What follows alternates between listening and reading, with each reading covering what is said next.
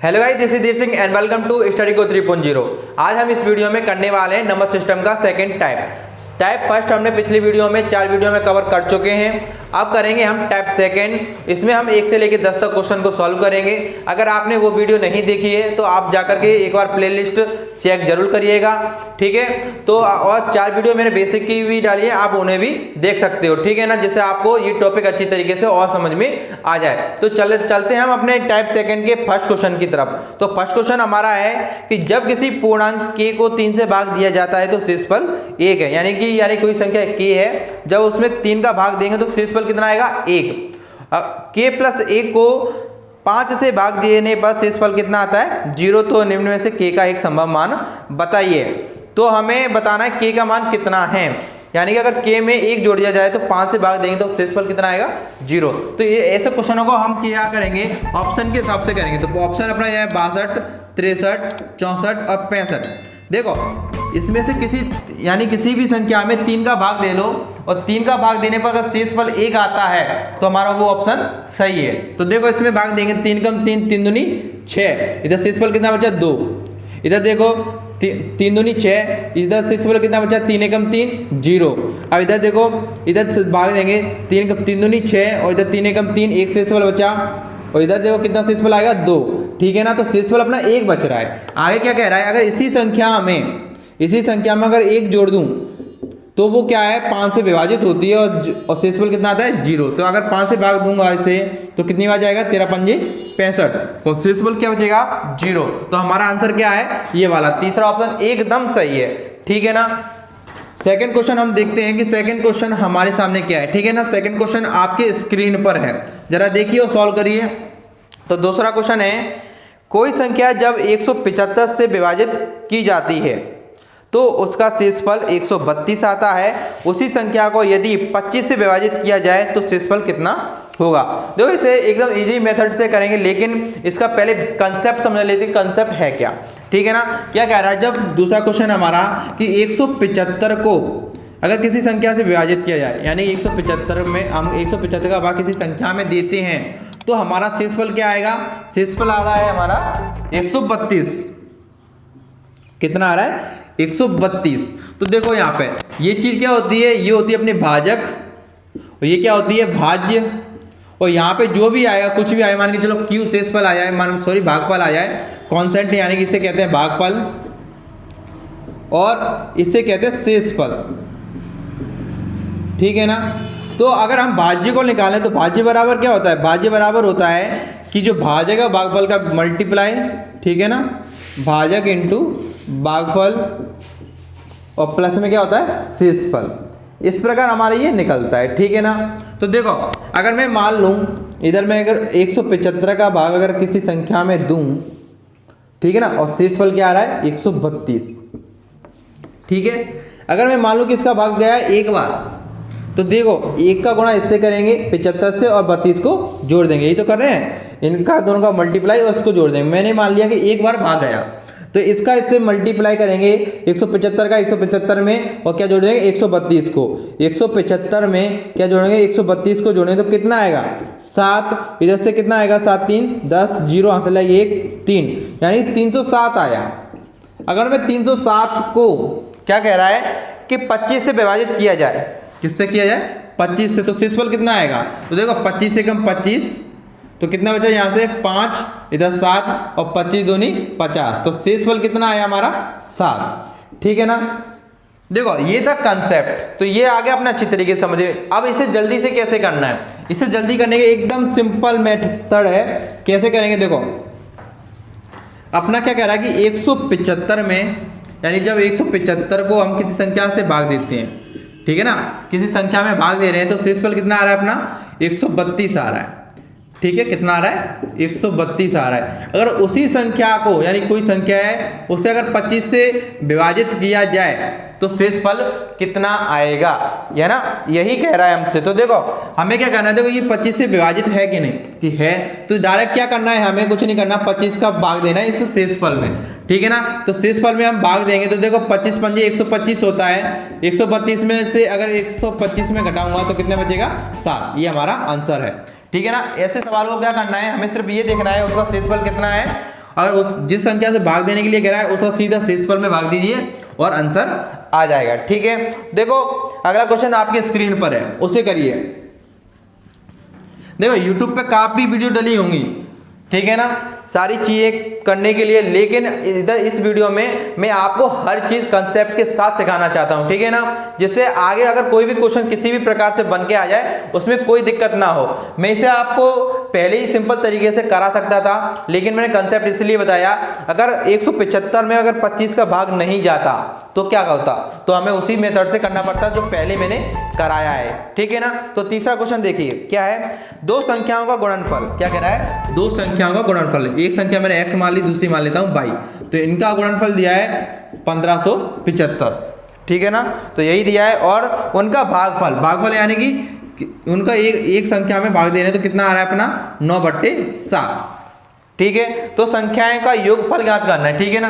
तो यहाँ पे देखिए आपको क्या करना है, यहाँ पे कोई संख्या मान लेनी है, मान के चलो इसमें अगर मैं मान लो इसे a मान लेता हूँ, ठीक है, इसमें तो x बराबर कितना हो गया 9a और y बराबर क्या हो गया 7a, इसी का मान इधर रख देंगे तो देखो मल्टीप्लाई है तो 9 7 63 और क्या हो जाए a स्क्वायर बराबर क्या है दिया है अपना 1575, ठीक है ना। इसी प्रकार a स्क्वायर बराबर अगर 63 को नीचे ले जाऊं तो क्या होगा अपना, नीचे 63 गया, अब इसमें 7 से भाग दे दूं, 7 नंबर 63, 7 से इधर भाग दूं, 7 कम 7 7 दूनी 14, 1 बची, 7 कम 7 7 दूनी 14, 3 7 पंजे 35, तो a स्क्वायर बराबर, अब देखो 225/9, तो देखो ये किसका वर्ग होता है अपना, ये होता है अपना 15 का और ये होता है 3 का, तो इस प्रकार मैं लिख सकता हूं और 3 से इसे भाग देंगे तो a बराबर कितना निकल के आया 5,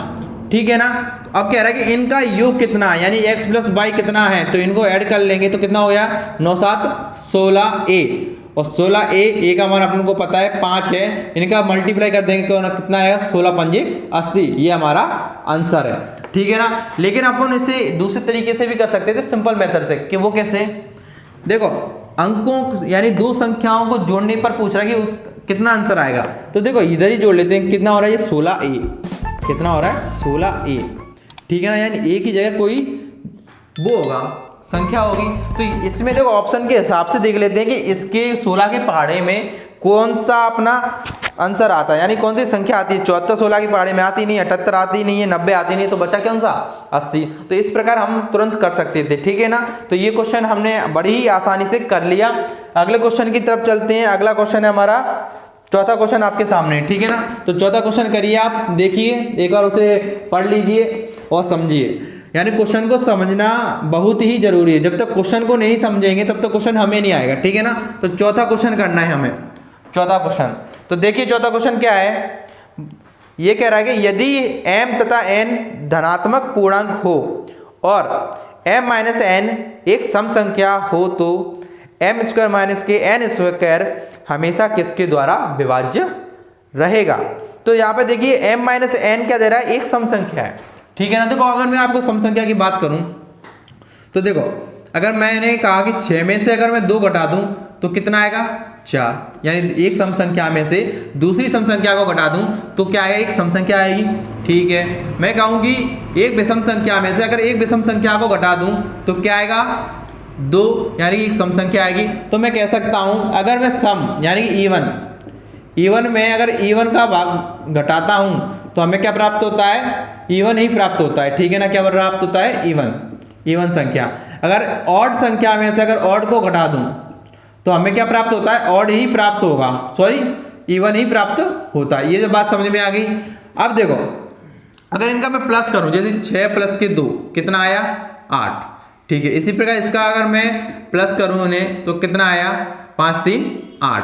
तो आप ये देख रहे हो कि दोनों सम संख्याओं का योग कितना है, एक सम संख्या, और दो विषम संख्याओं का योग कितना है, सम संख्या है, ठीक है ना। अगर मैं एक सम ले लूं एक विषम ले लूं, ठीक है, जैसे कि मैंने एक क्या कहा, एक विषम ले लिया एक ले ली सम, तो कितना आएगा 3 आएगा। अगर इनका प्लस करूं तो कितना आएगा 7, यानी विषम संख्या आ रहा है। तो हमें ये पता चल गया अगर दोनों संख्याएं कैसी है, सम है, अगर माइनस और प्लस करने पर एक कौन सी संख्या आएगी, हमें सम संख्या आएगी। इसी प्रकार अगर दो विषम संख्याओं को घटाया जाए या जोड़ा जाए तो हमेशा ही क्या आती है, एक सम संख्या आती है। तो ये चीज आपको समझ में आई, ठीक है ना। तो अब देखो ये तो था सिंपल सा फंडा आपको समझाने का।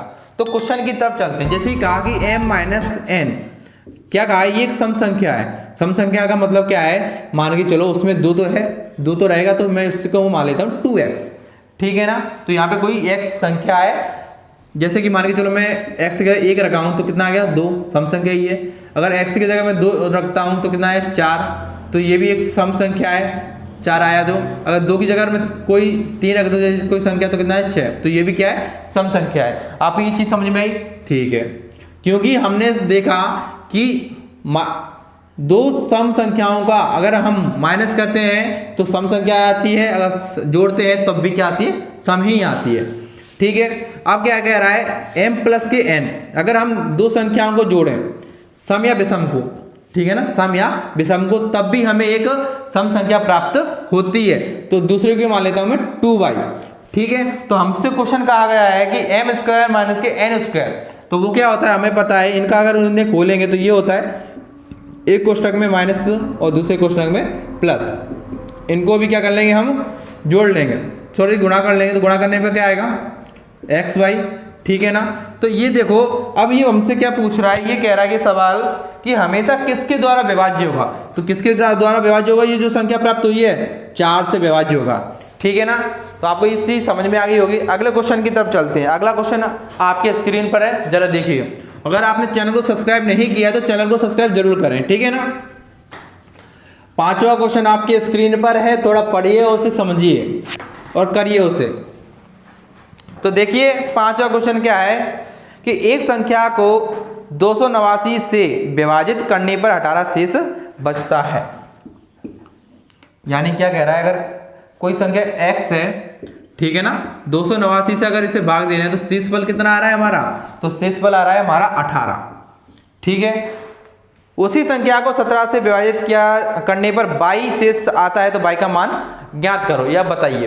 तो देखो वही है बिल्कुल, तो हमें क्या करना है, इसे सीधा सीधा 17 से भाग देना, शेषफल को 17 एकम 17, आंसर क्या है हमारा, शेषफल 1, तो यही हमारा आंसर है, ठीक है ना। तो ये ऑप्शन हमारा हो गया चौथा, एकदम सही है। आप यानी ये ऐसा ही क्वेश्चन मैंने कराया था अभी थोड़ी देर पहले, बिल्कुल वैसे ही, ठीक है ना। तो अगला क्वेश्चन आपकी स्क्रीन पे 6वां, उसे करिए। 6वां क्वेश्चन आपकी स्क्रीन पर है, थोड़ा करिए इसे। 6वां क्वेश्चन क्या कह रहा है, ये कह रहा है कि a 228 को विभाजित करता है, a 228 को विभाजित करता है और 18 शेष बचता है, तो a का 2 अंकों का सबसे बड़ा मान है। तो इसे ऑप्शन से करेंगे, ऑप्शन से थोड़ा जल्दी आएगा, ठीक है ना, वैसे करेंगे तो बहुत लेंथी पड़ जाएगा। तो देखो ऑप्शन से करते हैं। तो देखो a मान के चलो कोई संख्या है, यानी कि a के मान ये 4 ऑप्शन में से एक मान है, ठीक है ना, उसमें से कोई है। अगर हम इनका अगर भाग दे दें 228 में, अगर 228 में किसी भी संख्या का अगर भाग दूं तो शेषफल कितना आना चाहिए, 18 आना चाहिए। देखो 70 का भाग देता हूं उसमें, तो देखो कितना आएगा, तो ये कटेगा 3 बार, तो 7 21, तो कितना आया 18, इधर भी 18 शेषफल आ गया। 228 में अगली देखते हैं ऑप्शन को, 21 है, ठीक है ना। अगर 21 में भाग देता हूं तो देखो कितनी बार जाएगा, 21 से कम 21, कितना बचा 1, ठीक है ना, इसमें भी 18 शेषफल बचा। इसी प्रकार देखो 35 है अपनी, ठीक है ना। तो 228 में अगर 35 का भाग दूं तो देखिए कितनी बार जाएगा, तो ये 6 बार गया, यानी 35 का मल्टीप्लाई अगर 6 से करते हैं तो कितना आता है अपना, 6 पंजे 30, 3 और 6 18 और 21, यानी 221 अगर इसमें से घटाएंगे तो शेषफल कितना आया, वही आया 18। इसी प्रकार एक और संख्या है 30, यानी कि 228 में हम 30 का भाग देंगे तो देखो 7 बार जाएगा, तो 7 दिया 21, शेषफल क्या आएगा 18। भाई सभी में 18 शेषफल बच रहा है, तो आंसर कौन सा है हमारा। तो देखो सवाल में कहा गया है, सवाल में ये कहा है कि a का 2 अंकों का सबसे बड़ा मान, ठीक है ना, सबसे बड़ा मान, तो सबसे बड़ा मान कौन सा है हमारा इसमें, 70, ठीक है ना। तो ये आंसर हमारा बिल्कुल सही है, पहला ऑप्शन एकदम राइट है। तो देखो अगला क्वेश्चन हम करते हैं। अगला क्वेश्चन करने से पहले आप जल्दी से चैनल को सब्सक्राइब करो। अगर आपने वीडियो लाइक नहीं करी है, अगर वीडियो पसंद आ रही है तो ही लाइक करना, भले ही लाइक मत करना, ठीक है ना। तो देखो 7वां क्वेश्चन आपके सामने है। तो देखो 7वां क्वेश्चन हमसे क्या कह रहा है। 7वां क्वेश्चन कह रहा है कि जब n को 6 से विभाजित किया जाता है तो शेषफल कितना आता है, 4। यानी कि n को हम किससे विभाजित कर रहे हैं, 6 से, और शेषफल कितना आता है, 4।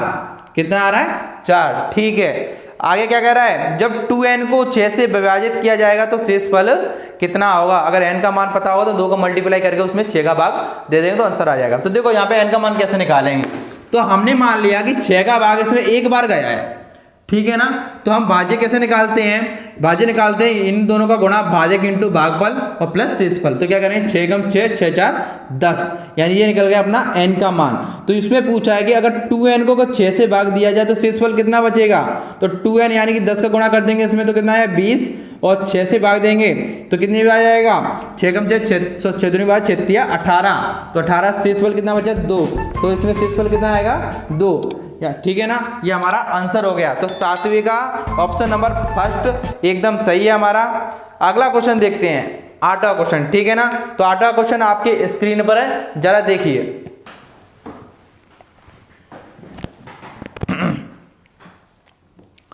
8वें क्वेश्चन को थोड़ा पढ़िए आप जल्दी से और उसे करने की कोशिश करिए, ठीक है ना। 8वां क्वेश्चन देखो क्या कह रहा है हमसे। 8वां क्वेश्चन कह रहा है कि दो संख्याएं 11,284 तथा 7,655 जब 3 अंकों वाली एक संख्या से विभाजित की जाती है तो एक समान शेषफल छोड़ती है। क्या कह रहा है, अगर कोई संख्या 3 अंकों वाली है उससे अगर विभाजित किया जाता है तो शेषफल क्या कह रही है, समान छोड़ती है, यानी एक बराबर छोड़ती है। तदनुसार उस 3 अंकों वाली संख्या के अंकों का योगफल कितना है, ठीक है ना। इसे देखना है। तो देखो बहुत ही इंपॉर्टेंट क्वेश्चन है ये वाला, 8वां क्वेश्चन, ठीक है ना। तो क्या कह रहा है, देखो 11,284 और एक संख्या दी है अपने 7,655, यही है, ठीक है। तो क्या कह रहे, समान क्या छोड़ दीजिए, ये समान छोड़ दीजिए शेषफल, तो इसमें से शेषफल को घटाएंगे, ठीक है ना। तो देखो तो संख्या निकल के वो आ जाएगी। तो देखिए इनका आपको निकालेंगे HCF, ठीक है ना, HCF निकालेंगे, ठीक है, हाईएस्ट कॉमन फैक्टर निकालेंगे। तो देखो कैसे निकालते हैं, आगे पढ़ेंगे भी। जो अपना LCM वाला अगर वो आएगा LCM और HCF वाला चैप्टर, उसमें हम HCF को अच्छी तरीके से समझेंगे। तो देखो दो अगर माइनस वाली संख्याएं हैं, इनका HCF कैसे निकालते हैं वो हम अगली वीडियो में देखेंगे। इधर मैं आपको वैसे ही बेसिक थोड़ा सा बता देता हूँ। जैसे कि मान के चलो हमारे पास संख्या है 15 और 20, ठीक है ना, इनका HCF निकालना है, ठीक है ना। वैसे तो पता है कि क्या आता है, 5 आएगा, ठीक है ना, लेकिन माइनस से कैसे आएगा। देखो 15 में से 20 में से 15 गए तो कितने बचे, 5, ठीक है ना। तो इनका HCF या तो 5 आएगा या 5 से कम आएगा, ठीक है ना, या तो 5 आएगा या 5 से कम आएगा। तो देख लेते पहले 5 का जा रहा है कि इन दोनों में, देखो 5 × 15 5 × 20, तो इसका ये अच्छी तरीके से विभाजित हो रहा है, दोनों में कॉमन है, तो ये हमारा क्या हो जाएगा, HCF। चलो दूसरी संख्या से हम निकाल के देख लेते हैं कि दूसरी संख्या में ये हो रहा है कि नहीं, ठीक है ना। तो देखो मैं ले लेता हूँ 110 और एक ले लेता हूँ मैं 135 ले लेता हूँ, ठीक है। इनका अपन को क्या निकालना है, HCF। तो इन दोनों का अंतर कितना है ये देखिए। तो देखो इसमें से घटाएंगे इसे 5 को 3 कितना बचा, 25, ठीक है ना। तो ये देखिए या तो ये इसका HCF 25 होगा या 25 से होगा कम। तो देखिए 25 का भाग इसमें जा रहा है कि नहीं जा रहा, पूरा पूरा तो नहीं जा रहा है बिल्कुल भी, इसमें जा रहा है, इसमें भी नहीं जा रहा। तो हम क्या करेंगे, इसे क्या लिख लें, 5 × 5। अब जा रहा है क्या, तो देखिए इसमें 5 का भाग दे रहा है, जा रहा है, तो कितनी बार जा रहा है, ये 5 दूनी 10 5 दूनी 10, ठीक है। इसमें जा रहा है 5 दूनी 10 और 5 7 35, तो इसमें जा रहा है, यानी कि इसमें क्या क्या कॉमन है, 5 कॉमन है। तो इसका HCF कितना हो जाएगा, 5। इसी प्रकार हम इसको करेंगे, ठीक है ना। तो देखिए इसको कैसे करेंगे, तो इसको हम देखो इसी प्रकार इसमें घटा रहे थे, इसी प्रकार इसमें से घटाएंगे, ठीक है। तो देखो 11,284 माइनस की x माइनस इससे घटाएंगे, ये प्लस हो जाएगा x, तो x से x कट गया अपना, ठीक है ना। अब इन दोनों का अंतर कितना आएगा, देखो 12 में से सॉरी 14, 4 में से 5 हो जाएगा, नहीं 14 में से 5 गया तो 9, इधर कितना बचा अपना 7, 7 में से 5 गया तो कितना बचा 2, यहाँ पे क्या देखो 2 में से 6 जाएगा नहीं, तो 12 में से 6 गई तो 6, ठीक है। इधर बचा 10 में से 7 गई तो 3, तो ये अपन को संख्या निकल के आई, यानी कि या तो ये होगी, ठीक है ना, या तो ये संख्या होगी वो, या इससे कम होगी। तो देखिए इससे और पूछा 3 अंकों की बता रहा है, ठीक है ना, 3 अंकों की वो संख्या अपन को बतानी है। तो अगर इसके फैक्टर जब हम करेंगे तो ये आएगा अपना 19 और 191, ठीक है ना। तो यहाँ पे 3 अंकों की कौन सी है, ये वाली, और हमसे क्या पूछा है, इनका अंकों का योग पूछा है शायद, उस 3 अंकों वाली संख्या के अंकों का योगफल कितना है। तो देखो इनका योगफल कितना होगा, 10 1 11, तो हमारा आंसर क्या हो जाएगा 11। तो ऑप्शन नंबर हमारा कौन सा है, ये चौथा एकदम सही है। तो नवा क्वेश्चन आपके स्क्रीन के सामने जरा करिए इसे फटाफट से, आप पढ़िए सबसे पहले से, ठीक है ना। क्वेश्चन को अच्छी तरीके से सबसे पहले पढ़ लेना चाहिए, तब उसके बाद करना चाहिए। अगर हम जितना समय क्वेश्चन में अभी देंगे उतना ही समय हम पेपरों में बचा सकते हैं। तो देखो नवा क्वेश्चन क्या है, विभाजन के एक प्रश्न में विभाजक भागफल का 3 गुना है। विभाजक क्या होता है, देखो मैंने अभी बताया था, ये बीच वाला जो होता है भाज्य होता है, ठीक है ना, ये होता है अपना भाजक, ये होता है भागफल, और ये जो बचता है यहाँ पे वो होता है शेषफल, ठीक है ना। तो देखो हमसे क्या कह रहा है, भाजक या विभाजक बात एक ही होती है, यानी कि विभाजक भागफल का 3 गुना है।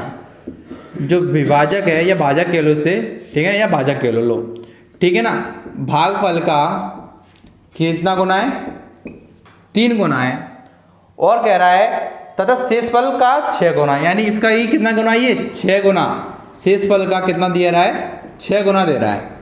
तो आगे क्या कह रहा है, तदनुसार यदि शेषफल 2 है, क्या कह रहा है, यदि शेषफल 2 है तो उसमें भाज्य कितना होगा, भाज्य ज्ञात करना है, ठीक है ना। शेषफल कितना दे दिया 2, तो यानी कि कितना हो गया 6 दूनी 12, यानी 12 हो गया अपना भाजक। अगर भाजक ये है तो अगर 3 का भाग इसमें दे देंगे तो भागफल कितना निकल के आएगा 4, ठीक है ना। तो देखिए अपने पास भाजक है, भाजक कितना आया ये 12, और शेषफल सॉरी भागफल कितना आया ये 4, और शेषफल अपने पास कितना है, तो इनका मल्टीप्लाई कर देंगे, यानी 12 × 4 और प्लस के कर देंगे 2, 12 चौक 48, 48 और 2 50, ये हमारा आंसर हो गया, ठीक है। तो ये क्वेश्चन हमने अच्छी तरीके से सॉल्व कर लिया। अगला क्वेश्चन देखते हैं, अगला क्वेश्चन आपकी स्क्रीन पे 10वां, तो 10वें को आप करिए। 10वां क्या कह रहा है, यदि एक 3 अंकों वाली पूर्णांक के अंतिम 2 अंकों से बनी संख्या 6 का पूर्णांकीय गुणज हो तो मूल पूर्णांक सदैव निम्न में से किसके द्वारा विभाज्य होगा, ठीक है ना। एक बार आप फिर से पढ़ लीजिए उसे अच्छी तरीके से। तो देखिए 10वां क्वेश्चन क्या कह रहा है, 3 अंकों वाले पूर्णांक के अंतिम 2 अंकों से बनी संख्या 6 का पूर्णांकीय गुणज है, यानी 3 अंक की संख्या कौन सी होगी, तो यानी मैं मान लेता हूँ x y z, ठीक है ना। तो ये कैसे बनेगी, 100x + k 10y + k z, ये 3 अंकों की संख्या है। तो कह रहा है कि पूर्णांक के अंतिम 2, यानी कि अंतिम 2 ये वाली, ठीक है ना, इनसे बनी एक संख्या है, से बनी संख्या 6 का पूर्णांकीय गुणांक है। तो 6 का अगर कोई गुणांक मान लूँ, मैं मान लेता हूँ इधर कुछ ही मान लो, a मान लेता हूँ, ठीक है, a मान लिया, ठीक है, इसका क्या ये एक गुणांक है। तो आगे क्या कह रहा है, तो मूल पूर्णांक सदैव निम्न में से किसके द्वारा विभाजित होगा, यानी ये है ये किससे सदैव विभाजित होगा।